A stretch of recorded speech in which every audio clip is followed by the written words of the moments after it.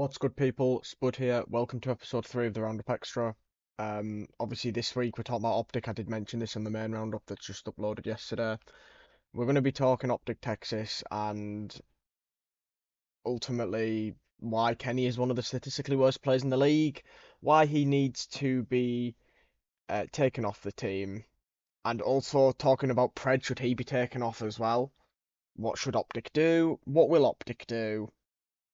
And yeah, ultimately that's it. If you like the video, please like, it's free, and subscribe if you're new. It's Roundup Extra. We do one video a week, just a short 5-minute video where we talk about one team, one player. I mean, we've been doing teams recently. We did Gentlemates, we did Falcons, now we're doing OpTic. But obviously, I don't know what we'll do next week or whatever. But we might do two Roundup Extras, potentially two Roundup Extras when there's a major, because they're only 5-minute episodes. I haven't decided yet. Or we could just make it a 10-minute one for the Roundup Extra for a major. Anyway, I've wasted a minute of the video talking nonsense. So, let's have a look here statistically. OpTic, right, Kenny, brilliant player last year for OpTic.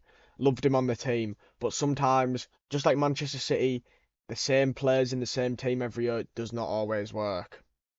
As you can see, Man City have obviously dropped off a lot now. And this is what OpTic have done. And if we look at Kenny here, these are his statistics this season. So he is 47th in the league, overall KD, 43rd in the hard point, 49th in the S&D, and 47th in the control. Obviously, team players come in, but the league obviously starts with 48 players. These statistics are absolutely terrible. Like, if he was on any other team apart from OpTic, he would have been dropped by now. But they're keeping him on. I don't know if it's because the ring ceremony is at Major 2, but they're not going to win a map at the Major. They're not going to win a map. They might win one map against Gentlemates, but they're playing like a terrible team right now. I feel like teams in challenges would probably beat them as well. I just don't know what's happened to Kenny because, after he won his second ring, people were saying he was a top 10 CDL player of all time. Because obviously the Call of Duty League started in 2019. And yeah, people were saying he was a top 10 CDL player of all time, and now he's having one of the worst seasons a reigning champion has ever had. I mean, look, Priester had a bad season last year. It's probably similar to Priester's season, but obviously he had a bad team. He got dropped from New York Subliners. Kenny hasn't been dropped. He's on the same team that won champs. So yeah, look, I love the guy. I think he's a really nice guy and he's a great COD player, but this year it's just not working out for him. And I think that he needs to be put on the bench. Now we're going to look at Pred's stats, and obviously Pred has less of a Pred has less games, so obviously that's going to have an impact. So he's 29th in the overall KD, 27th in hardpoint. He is 50th in the S&D KD, and the control KD is actually 7th best in the league with a 1.12. So his control's still okay, but that S&D is disgraceful. He was a really good S&D player in Modern Warfare 2 for Seattle Surge. He obviously, apart from Stage 4 Split, was okay at S&D last year for OpTic, but he was terrible in Stage 4. This, though, is disgraceful. Like, he's statistically, must be, bottom 5 in the game at S&D.